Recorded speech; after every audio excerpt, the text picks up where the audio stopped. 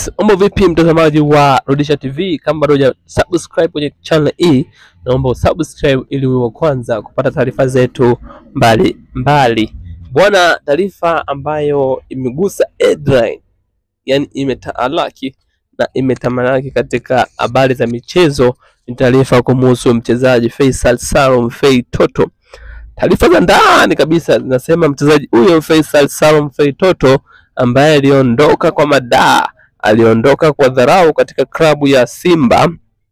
Sasa mchezaji huyo Faisal Salum Fei Toto ambaye alivunja mkataba wake na klabu ya Yanga, akaondoka kwa dharau, akaondoka kwa kishindo na kuhamia katika klabu ya Azam, yuko mbioni kurudi katika klabu ya Yanga.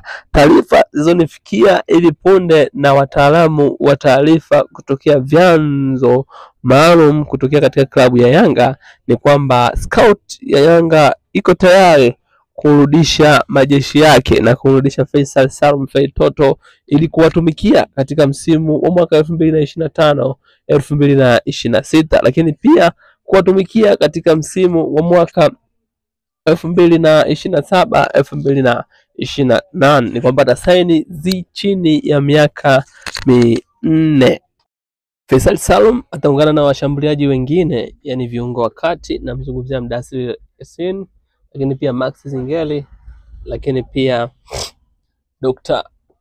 Khalid Aucho, pamoja na washambuliaji wengine katika kukiendeleza kikosi cha Yanga na kuhakikisha kuwa kinafanya makubwa sana ndani na nje ya nchi.